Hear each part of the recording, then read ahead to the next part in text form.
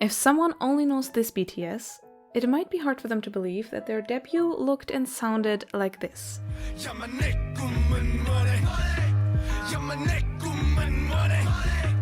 Before their iconic hits like Dynamite or Butter, which is what they seem to be known for today, back when they hadn't yet introduced the BU, before the Love Yourself trilogy or the Jungian concept of identity in the map of the soul duology, what did they write about?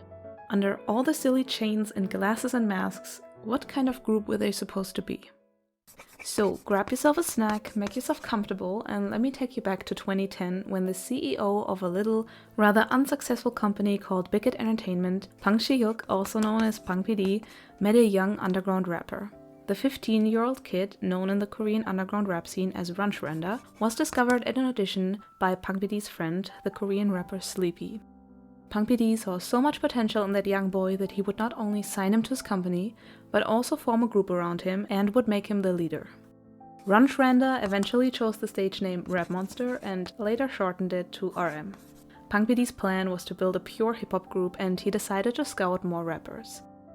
He signed the 17-year-old underground rapper and producer known as Gloss, who won second place in the Hit It competition hosted by Big Hit. Hit It, the second audition, rap, dance 노래로 상대방의 기선을 제압해.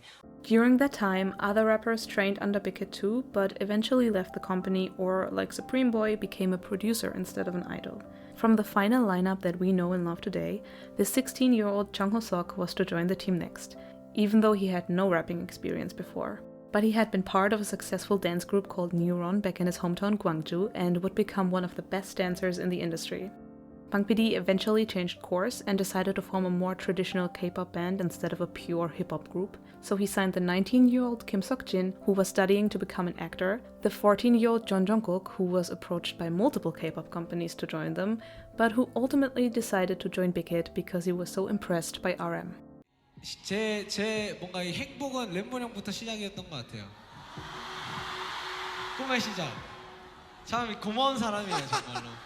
이 사람이 제 눈에 안 띄었으면 진짜 여기 없을 수도 있어요, 제가.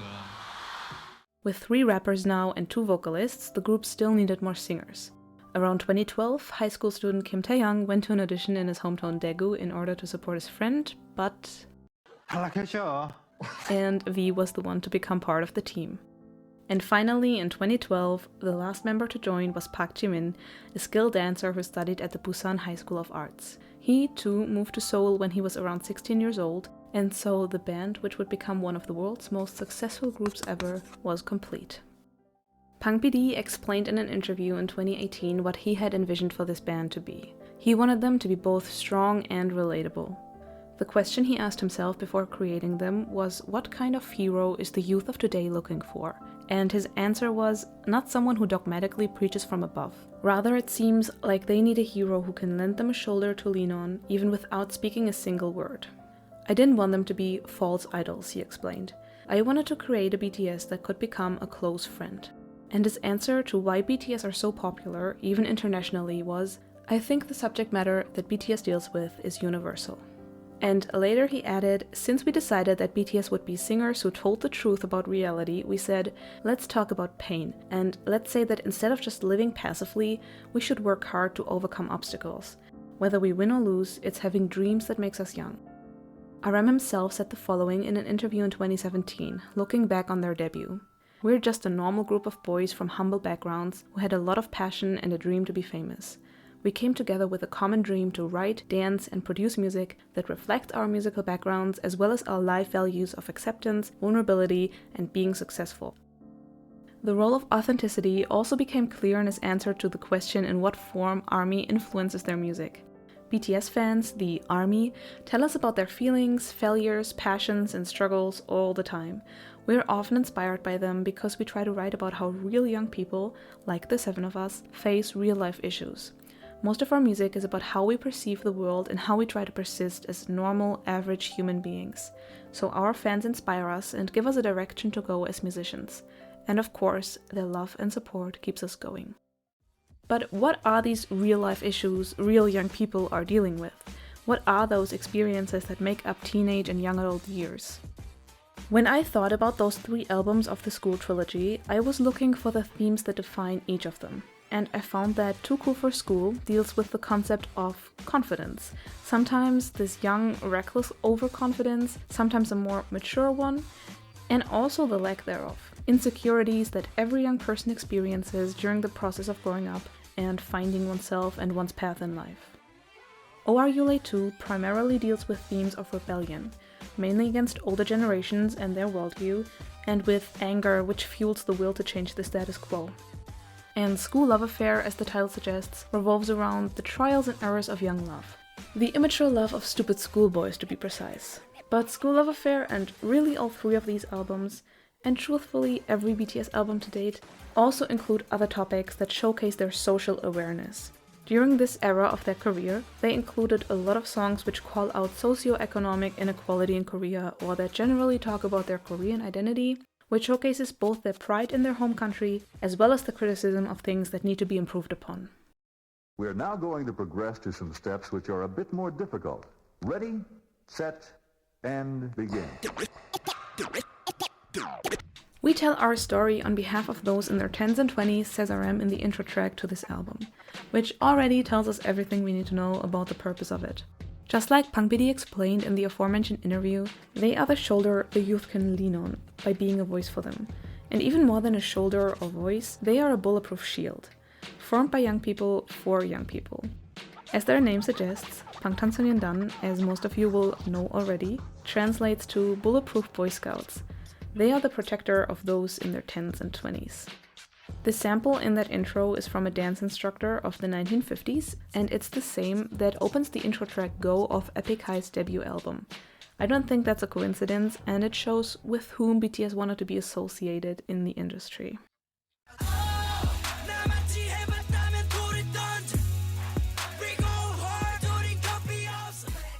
With the second track of the album, We Are Bulletproof Part 2, the boys showcase their confidence and tell us what it is that makes them bulletproof, or bangtan.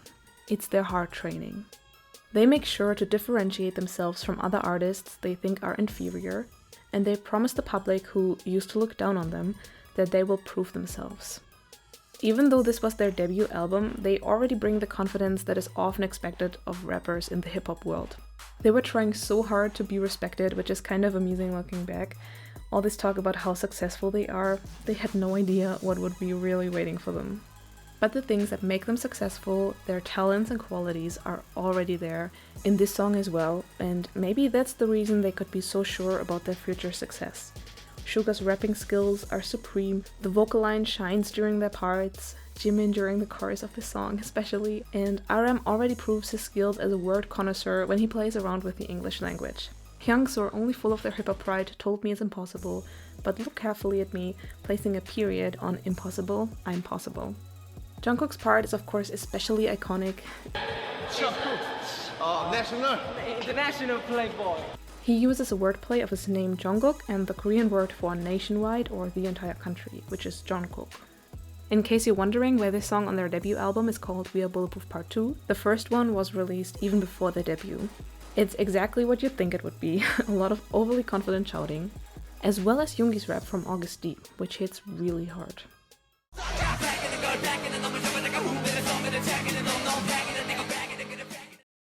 The skit that follows We Are Bulletproof Part 2 introduces the theme of dreams in this album. It's a scripted skit that takes place in a school setting. We hear a school bell ringing as the boys are talking about songs they like. RM says after he heard Epic High's Fly that he began to fly. We know we fly all day. J-Hope says how much he loves dancing. V talks about playing the saxophone, 아니었으면 저는 색소포니스트. which he has played for 3 years and then stopped because his mouth started hurting too badly. Jin's dream is a bit more interesting. He said it's to work all day like his father and then come back home where his wife has dinner ready, which they agree on is the best dream. We love to see it. That's one of the many examples how this album is dated. They eventually get interrupted by P-Dog, their producer, who sends them off to classes. Norma Dream, the title track, interweaves the themes of dreaming and confidence. Large parts of the song are directed at another person who could be a single you they are talking to, or they could be read as a stand-in for their entire generation, for the students who all suffer from the same mistreatment, hardships, and loss of identity. BTS are encouraging this you to act up, to find confidence the way they have, and to find their own path. In an album review Suga did for Too Cool for School, he said they rewrote No More Dream multiple times and worked hard to show their sincerity, because we really wanted to ask teenagers what their dreams were. I asked the question in my own rap through rap, as did Rapmon with his own style. They are asking the recipient of the song to find out what their dream is if it's not the thing their parents instilled into them. And as much as they're scolding this fictional peer for being passive, they also show empathy for them. You don't know how to live, you don't know how to fly away, you don't know how to decide. Now you don't even know how to dream. And they also acknowledge the blame their parents' generation holds for suppressing them and pushing them into doing certain jobs. The same boring day every day just repeats itself. Adults and parents instill molded dreams in us. The number one dream job, a government employee. Phrases like, "Okay mom, I told you I'm on my way to the library," that JK sings. One, remind us that they were literal children back then, and two, show us how much students are influenced by their parents and how they have to account for their scholar activities. The song references the self-study time in Korea, which a lot of students do until 10 p.m. every day after school. BTS are demanding the youth to rebel against this hell-like society, the suppression young people are facing. The high stakes of the song are underlined by noises of sirens and gunshots in the background. And of course, they are delivering a hopeful, empowering message in the end. Open your eyes, everyone, now dance, dance, dance. Then dream, dream, dream again, everyone. You don't hesitate, don't be indecisive. I love them for calling out the unhealthy conditions students in Korea are raised in and the result of these mindsets. What also makes this song so interesting, in my opinion, is the question of what are dreams in the first place? Big house, big cars, big rings apparently aren't really big dreams. Parents and teachers are instilling not dreams into you, but unhealthy expectations of a quote-unquote good life. RM closes the song by saying it's to all the youngsters without dreams. Perhaps having no big dream is the dream, to not chase down some unattainable or hollow marker of status. After a chill laid-back interlude with no lyrics, comes the third and last full song of the official album.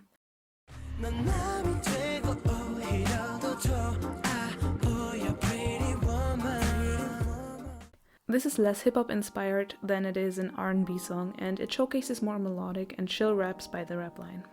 It's written from a boy's perspective who's looking at his ex-girlfriend's profile page, liking her photo and seeing other boys flirt with her. He's full of self-pity and envy. He still wants this girl who he states became even more beautiful after they split, and he doesn't like seeing her with someone else.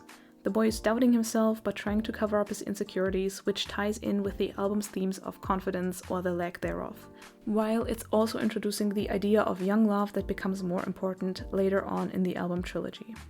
This is, in my opinion, not the healthiest of love songs and a good indicator how much the BTS members have grown and matured when we look at songs about love in their career. The perspective of an ex-boyfriend who doesn't truly accept that the relationship is over is rather uncomfortable, and he crosses boundaries like calling the girl mean and saying, "I get jealous, so don't party too hard."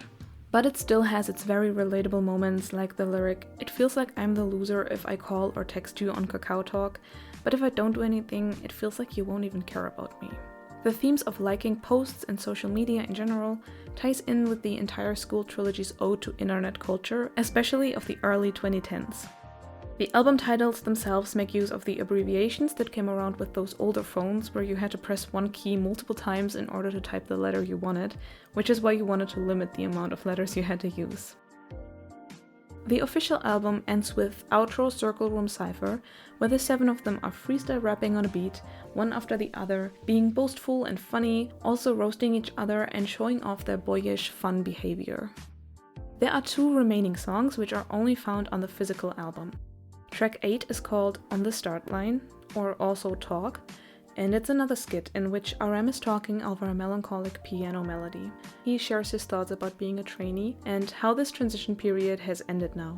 He introduces the idea of a desert and an ocean, themes that come up again in See, the hidden track of Love Yourself Her. And more than that, the skit of their first BMA win in 2017 on Love Yourself Her also echoes the dreams the members discussed in the skit on this album. On the Start Line, See, and those 2 skits are all sides of the same coin of chasing down dreams and the aftermath of it, balancing dreams and confidence with the doubts you have. The last song is the hidden track Path, which delves into their insecurities again and shines a more honest light on their role as artists than a song like We Are Bulletproof Part 2 did. RM starts the song by reflecting on his artistic path so far. It started with imitating Eminem, Garrian, and Epic High. Now I write my own rap and somehow find myself at Hongdae already, which is the area of Seoul where he performed as Rantranda. In the chorus they sing, "If I had chosen a different path, would I have been different? If I stopped and looked back, what will I see at the end of this path? I thought all my worries would be gone when the debut is in front of my nose." They touch on feelings of loneliness they have felt during their time as trainees, walking through dark tunnels, but I thought I would be alone, but then I learned that it was 7. Rather than being barefoot, we wear the shoes that are called pangtan. Going forward another step, afresh, more. J-Hope reflects on his love for dancing that brought him to Seoul, and he ends his verse with, "Now I try shining a new light on me, carving bangtan into a blank page that is the world. I walk towards my future with more lights turned on. Give a smile towards that far future." And RM and Suga will greet their 4th spring in Seoul, not being alone. If I had to summarize this album in a few sentences, I'd say it's a study of these boys' fears and insecurities and of the way they nevertheless confidently portray themselves to the world. It's a study of how doubts and dreams go hand in hand. The 7 of them chose to overcome their fears and self-doubts because they, in fact, do have a dream. They have something to share with the world, and that is worth going out into the big scary ocean where sharks are waiting to tear them apart in order to be a voice for the younger generation. Even though this album feels quite disrupted with an intro, a skit, an interlude, and an outro, as well as 2 hidden songs and just 3 full official ones, I think thematically and musically, the album makes sense as a debut. They showed their social awareness with No More Dream, their more romantic side with Like, and made a daring bold statement with We Are Bulletproof Part 2. The rappers get their time to shine, which makes sense given the fact that they were at the center of BTS's formation, and this album is very heavily hip-hop inspired.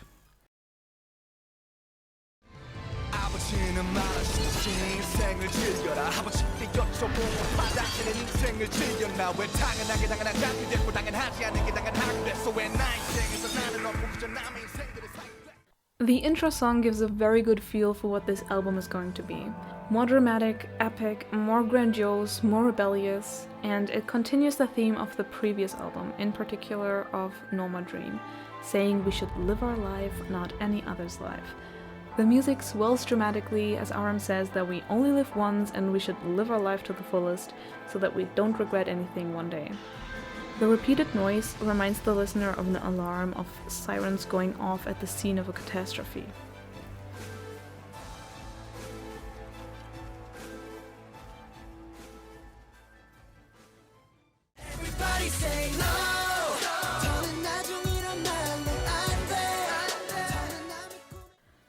N.O. or No, the title track, is following the intro and keeps up the rebellious and epic vibe, especially in the MV.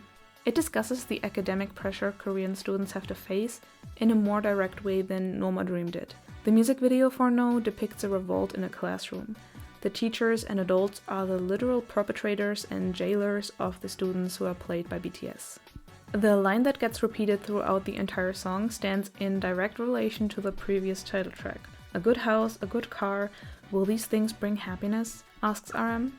The song then talks about how between school, being home, and gaming, there is no room to breathe and no room to dream. Students are puppets who have no free will, they only talk about studying, while the adults tell them it will be worth it.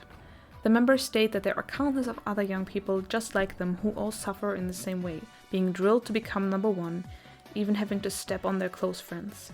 But BTS say, no, we won't endure it any longer. Not only do they rap and sing in a very powerful way, they also add growling ad-libs that underline the aggressive tone of the song.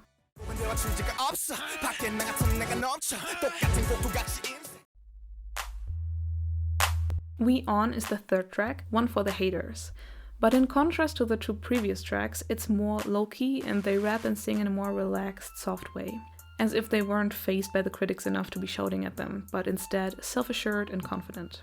RM is starting the song with saying he's here for the music, real for the music. He showcases a pretty mature self-image, saying Rantranda and Rap Monster are both parts of him, and he knows that the jealousy and criticism of other rappers can only be traced back to their inferiority complex. Suga shows himself unafraid of the haters as well and states that he enjoys proving his haters wrong. And J-Hope says, "The Too Cool for School promotion received a standing ovation. This is a lesson for those who smirked at us. Congratulations, sure, just a word you always use to build connections." The rappers take their time to cuss out their haters and tell the world they have faith in their future, while showcasing their rapping skills, as well as good songwriting, plentiful rhymes, and wordplay. We On is followed by a skit that is called Are You Happy Now? They are on the road, it's early in the morning, and they can't sleep except for Jungkook, and they need to go to the rest stop before going to a fan sign, which they are looking forward to. It feels like a very normal day for them, and their conversation seems really authentic.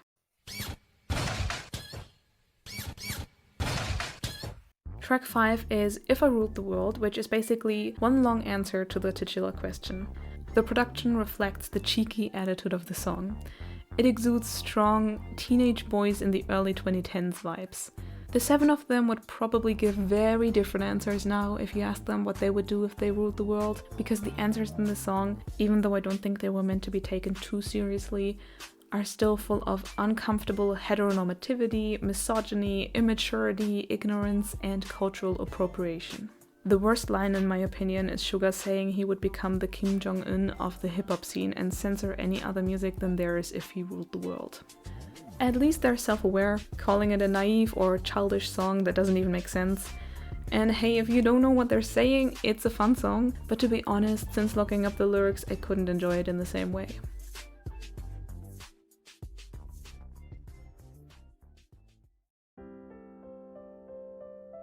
The next song, Coffee, is actually sampling another artist's song. The original is called Cafe Latte by Urban Zacapa and came out in 2009, and BTS wrote new verses for this version. It's a pretty fluffy song about romantic infatuation with a lot of beverage metaphors that describe the speaker's feelings towards a girl he used to be in a relationship with, before they chose to part ways. Even in its fluffiness, it still finds ways to be bratty. Girl, I debuted. That sentence should tell enough, right? It has more mature undertones than Like did in the last album though, both in the way the speaker isn't eaten up by jealousy and doubts, and in its more sensual lyrics. Smooth raps and vocals over the laid-back guitar riffs and drums and noises of a coffee shop make this song a stark contrast to the following track, which is the first one in a series of iconic songs, Cypher Part 1.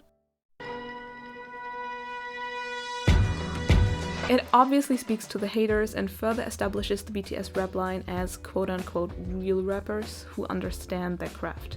Just like We On, this is a song about their confidence in themselves and about fighting for a place in the music and hip-hop industry.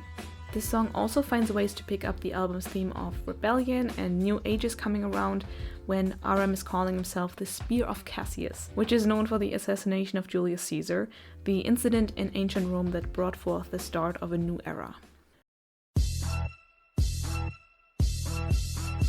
Track 8 is called Attack on Bangtan, or The Rise of Bangtan. It's a nod to the manga and anime Attack on Titan, for which the members have repeatedly expressed their admiration.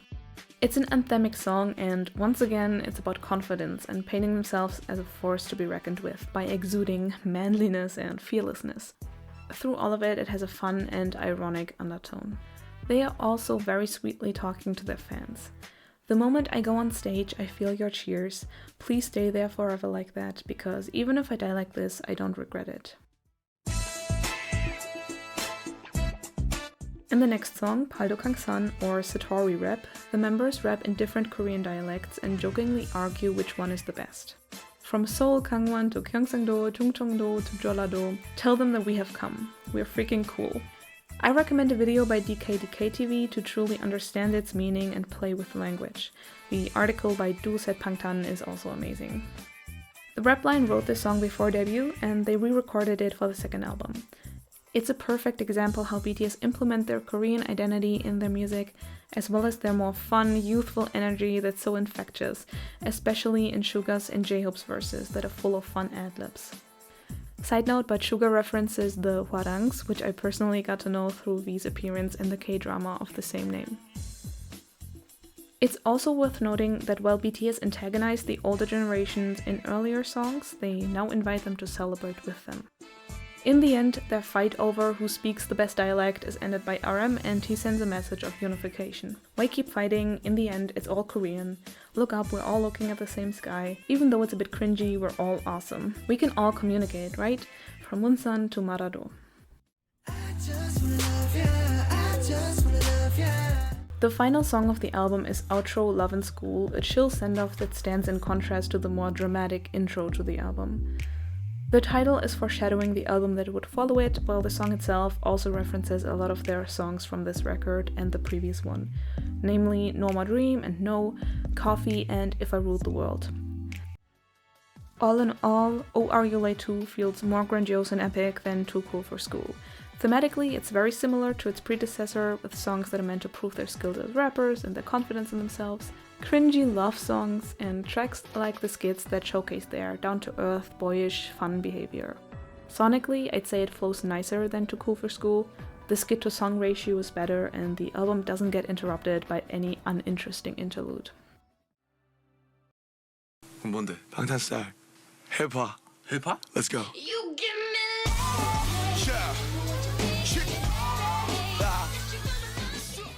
In the intro song of this album, for the third time, the nice cars, nice house line is repeated, this time in a romantic context, which is very on brand. A nice house, a nice car, although things like those cannot bring happiness, I really want to give them to you. Suga's and J-Hope's verses express their love for a girl with the most over-the-top love confessions. RM then comes in saying that it isn't possible for love to always be hopeful. In his verse, he raps about a relationship that ended badly. Suga's verse sounds romantic and laid back, J-Hope's is fun and upbeat, and RM ends the song with the sample that is later used in his track Persona, and these three parts give a taste of all the different music styles the album will deliver. And at the end, the rappers sing together, when in love, we love hard, when we're singing, we sing sharp, a bit hard, a bit sharp. In a word, this is Bangtan style.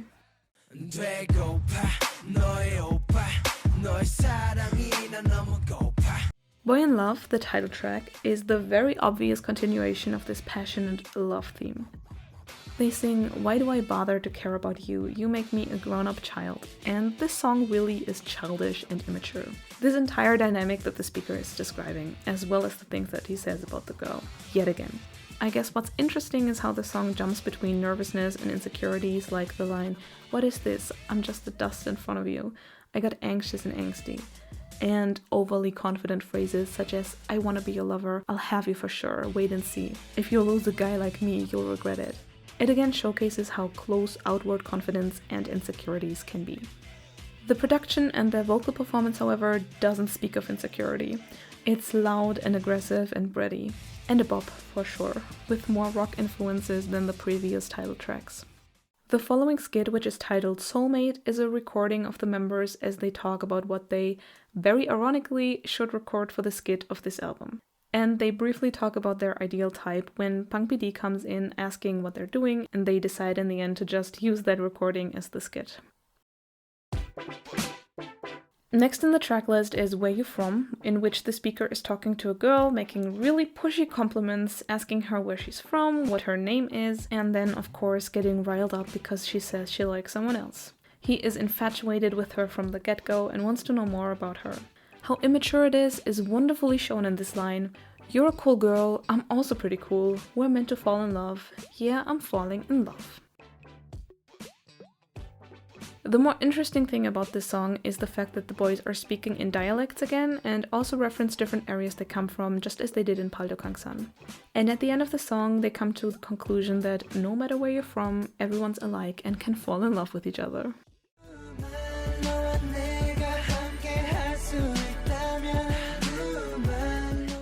Where You From is followed by the fan favorite Just One Day, a more sensual R&B track. Again, it's pining for a girl the speaker isn't with, but it's sexier of course, more romantic and less creepy or problematic than the other love songs so far. It can even be read as the members recognizing that they don't have just one day to spend with the person they're singing about, and that they have to sacrifice love for their dreams.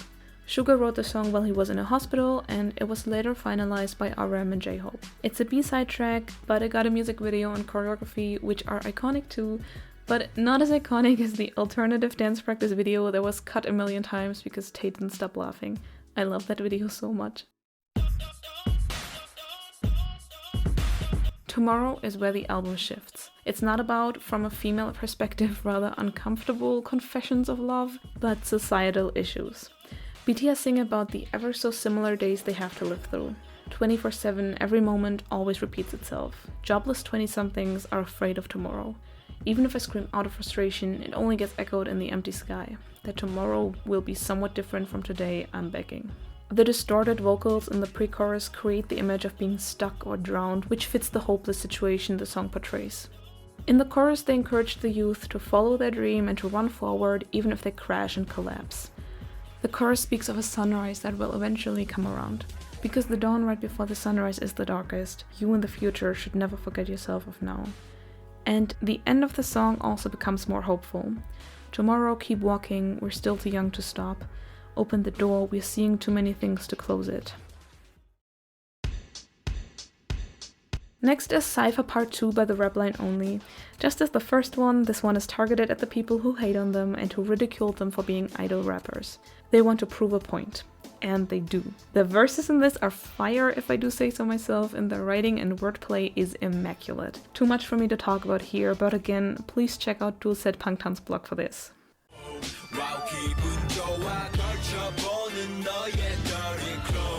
Following this hard-hitting cipher is the more musically relaxed but equally hard-hitting Spinebreaker, a song named after the petting craze in Korea, when a certain type of jacket became very popular and was getting called Spinebreaker because kids used to nag their parents until they bought them the expensive jackets, even if they couldn't really afford it. Suga's verse is criticizing the kids who demand those jackets from their parents. He's calling out their greed and how heartlessly relentless they are when they even see their parents' backs bending. But the lyrics also take a step back and criticize society as a whole. In the 21st century, we are divided into exactly two classes, those who have, those who don't have. In his verse, RM takes a different stance.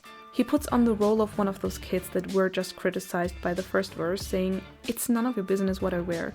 Everyone wears these jackets. If I don't want to become ostracized, I have to do it too. You shouldn't blame me for using my money on this when this is bigger than I am." I really enjoy the switch of perspective within the song that makes clear that this is not a black and white issue. There are layers to this, and in the end, it's the superficial and capitalistic society that's the problem. Following this masterpiece is another one, Jump. That song was originally written by Suga and RM in 2010.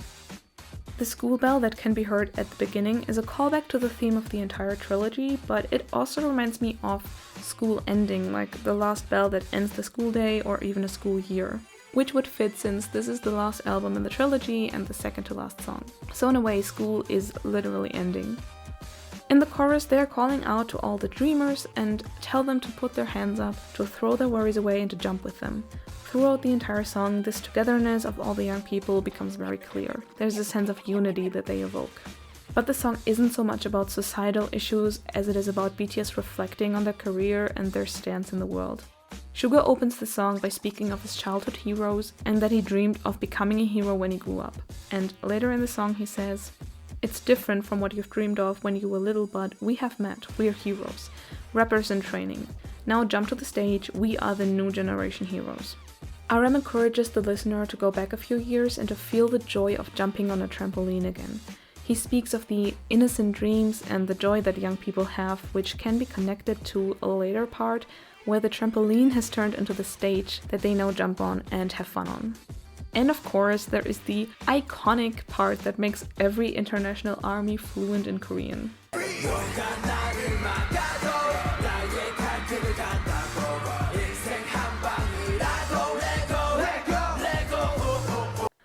All in all, an amazing song, one of my all-time favorites.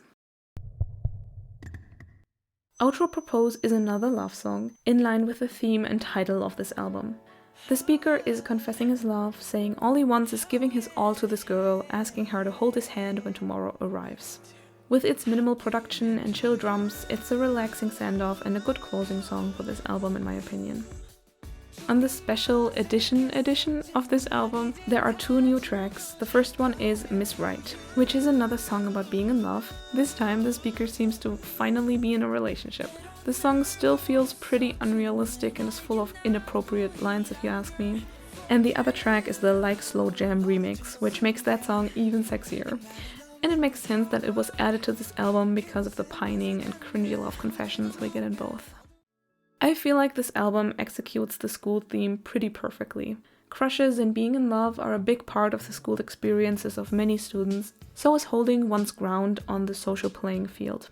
Musically, production-wise, it fits the other 2 albums perfectly while it's expanding thematically.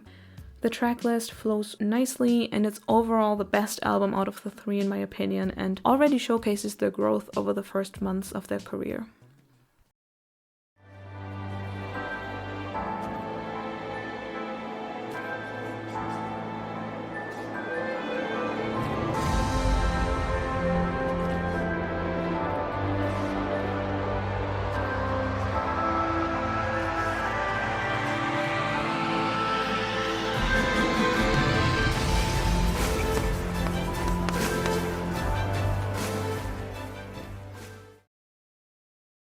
I think from every album and the respective promotional content that came with it, we can clearly see how even in their first year of being a group, and even in their time pre-debut, they have solidified the reasons that would later result in them being the record-breaking, immensely popular, never-seen-before phenomenon that they are now. Which is, first of all, good music. This has always been the most important cornerstone of their success.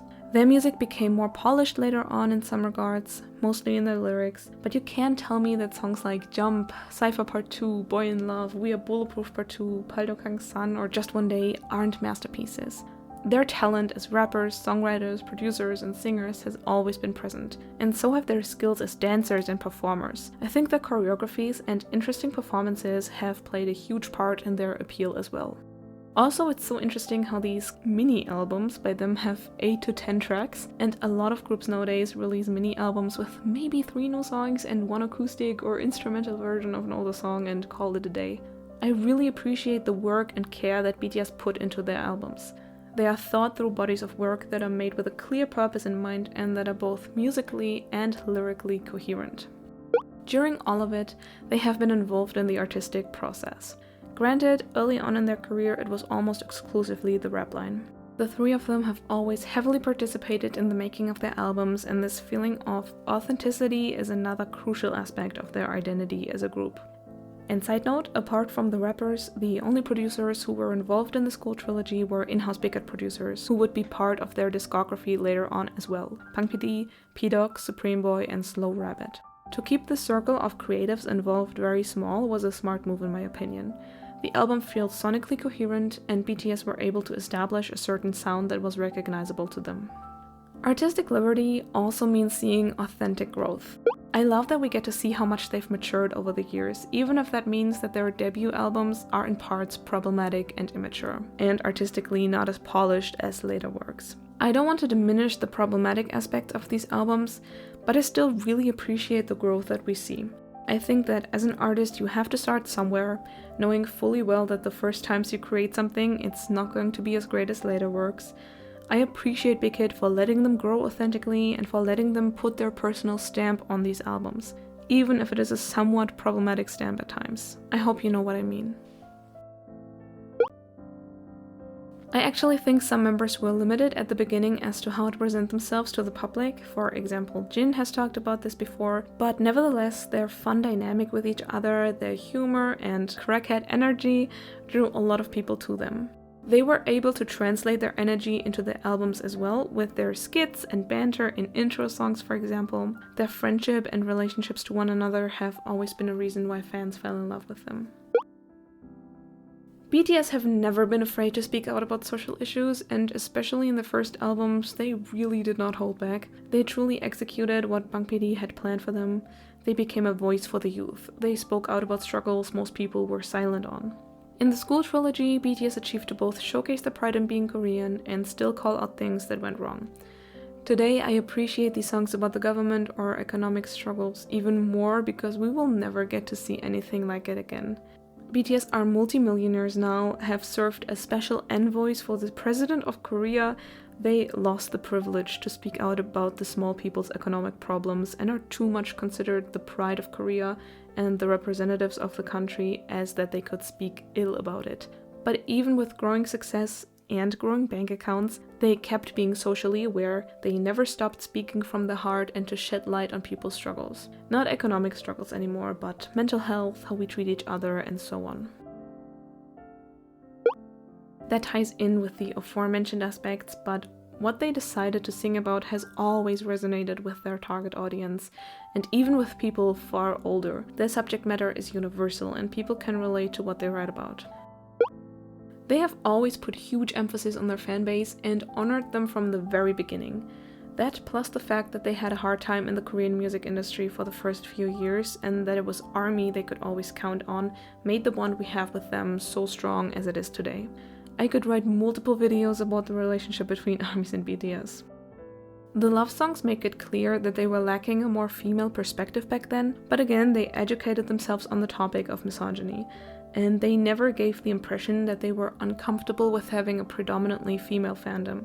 On the contrary, they seem to take pride in it, and I absolutely love them for it. And I talked about this before, but I have to say it again, the secret to their success is their sincerity. No matter what they speak on, what kind of music they make, it always feels sincere. Even their English singles, as mediocre or lackluster they may be for some people, still came from a sincere place as far as I can tell. And their hip-hop inspired music and the topics they touched on, some of which feel cringy today, also came from a sincere place. And besides their sincerity, again, it's their authenticity. The reason that under all the cringeworthy aspects of the Skool trilogy it still works is because BTS themselves were young. They encapsulated what teenagers in South Korea especially, but honestly, teenagers from all over the world can identify with. From tackling the harsh socioeconomic situation younger generations must endure, to feelings of pressure in school, to the ups and downs of first love.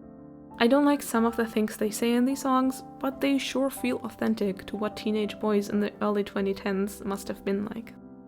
Punk PD said in an interview in 2013, "Before joining us, the members all struggled despite exceptional enthusiasm in their respective areas of music and dance. I believe that, and it's their individual struggles and paths that make their songs about young people's struggles and dreams feel authentic." And I think, on the topic of sincerity, what maybe sets them apart the most from other groups, K-pop or Western, is the reason for their existence. Sure, they are signed to a label that wants to profit off of them, and making money is always an interest, but in contrast to many other groups, BTS had a vision, a purpose. Punk PD wanted them to bring change with their music and not to simply perform some shallow songs and to look pretty. And it's not about superficial concepts, like what if there's a group with virtual members? What if this group only has members from already existing groups? What if this group has a dark or cute or horror or 2000s or royal concept? No, it's about sincerity. Not to say that these things mentioned are bad, but the way these K-pop groups exist is simply different to BTS. You know, I always find it funny how concepts are defined in K-pop. The concept is normally the idea behind a song. This and that is trending right now, or this is missing from the market right now, so let's do a song with a retro, girl crush, pirate, bubblegum, whatever concept. I wouldn't say BTS had a schoolboy concept for these 3 albums. They were talking about experiences the youth have in school and their lives, and the outfits and aesthetics came after, as a means to portray their music and message. Not the other way around. And in an interview when asked about his role in creating BTS, Punk PD said, "I don't think anyone can create artists. The idea of me being a father of BTS makes the group an object, not the subject, and that's against my philosophy." I love that he has never taken the spotlight away from them. Even though he assembled these 7 people and created the idea of them in a way, it is them as individuals and artists that define BTS to this day. They were always allowed to express themselves freely and to grow authentically, and by that the seeds were planted for the currently biggest band on the planet, whose music have changed the lives of millions.